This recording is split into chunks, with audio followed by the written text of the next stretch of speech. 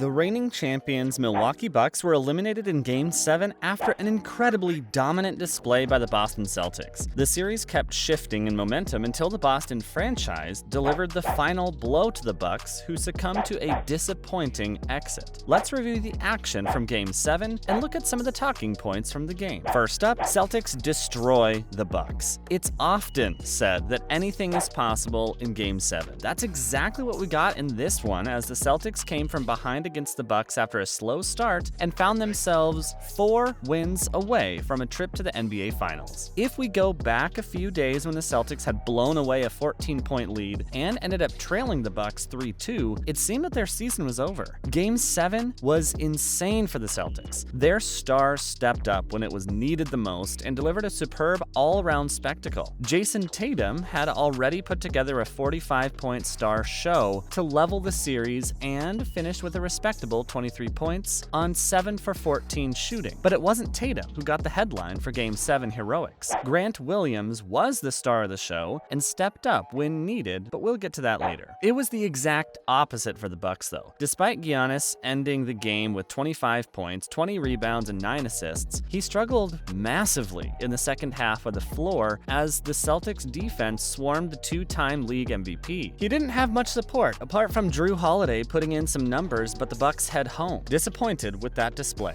Now here are some of the talking points and takeaways from the Game 7 of the Bucks-Celtics series. Batman's vengeance. The first talking point has to be the insane performance put on by Grant Williams. When Tatum committed his 4th foul and was taken off, the Celtics needed a hero, and luckily for them, Grant Williams came to the rescue. Initially, the Bucks had no plans of guarding Williams at the 3-point line, and understandably, it wouldn't exactly be on top of your priority list going into a game. Early on, it paid off as well, but things changed dramatically once he got a little freedom without Tatum on the court. Milwaukee kept Williams open, and Williams said thank you very much as he went 5 of his final 11 attempts to finish 7 of 18 from distance. This propelled him to a playoff career high 27 points, including 6 rebounds, as the Celtics crushed the Bucks in the second half. In hindsight, the decision to take the ball out of Tatum and Brown's hands was good, but the Bucks couldn't have prepared for what Williams had in store for them. Although they should have prepared better for Williams because he did deliver decent numbers in the regular season, and the ace up Udoka's sleeve ended up winning them the series. Live and die by that 3. It's easy to criticize the Bucks for not defending Williams, but it wasn't just him. It was a 1-in-a-million night for the Celtics as everyone was coming up with clutch threes to extend the gap. The Celtics added 22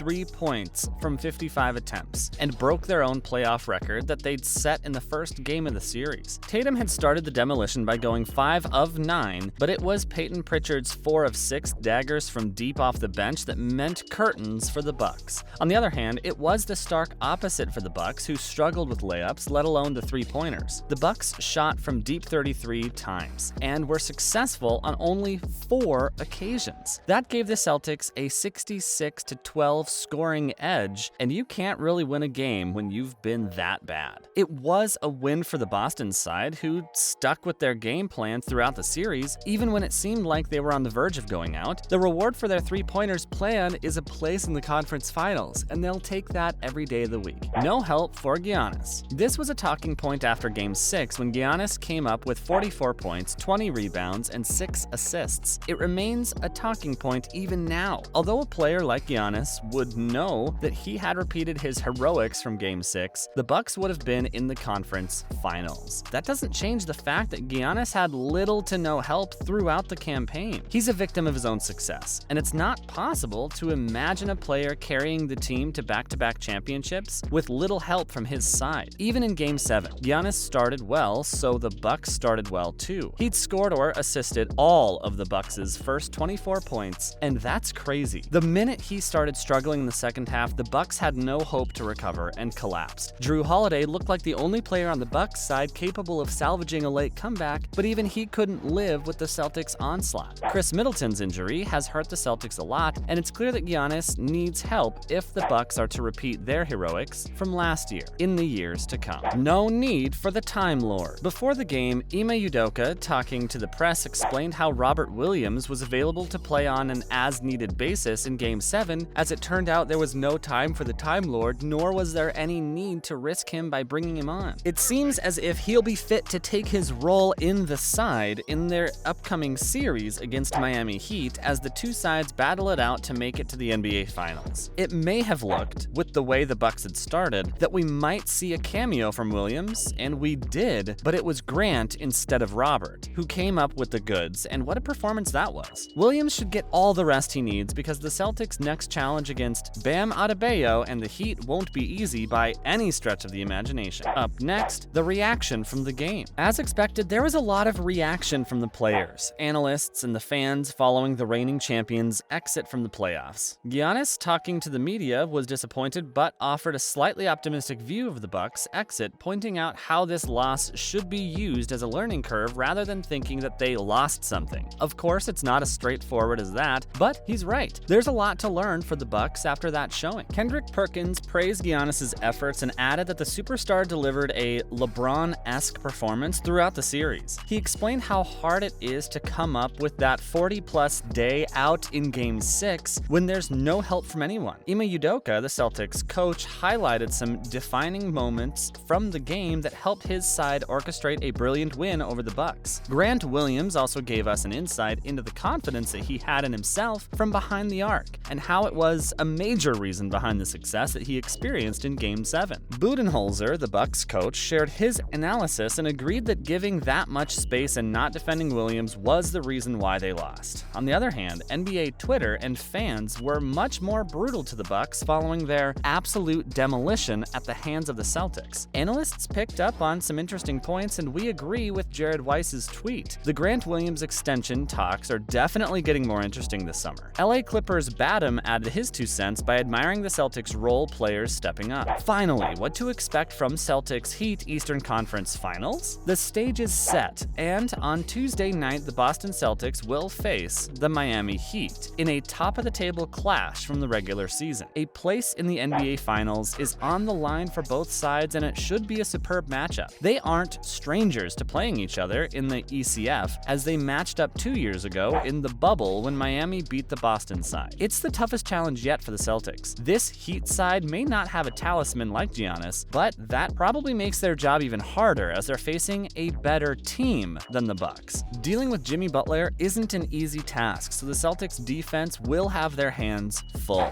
Bam Adebayo is another problem, and Miami's depth is unmatched in the entire division. However, the Celtics aren't exactly a poor side either. They've deserved their place in the Eastern Conference Finals, and with the return of Robert Williams, we've gotten just a little bit stronger too. It seems like the battle will boil down to the Celtics relying on their three-point shooting, and the Heat will attack them on the inside regardless of whether Robert Williams plays or not. Either way, it's an interesting matchup, and there's very little to separate the two sides. Which team will progress to the NBA Finals? That's a wrap for today's video. Do you think the Celtics can win the 2022 NBA Championship? Let us know in the comments below. Make sure to give this video a thumbs up and subscribe to our channel for more videos like this. See you in the next one.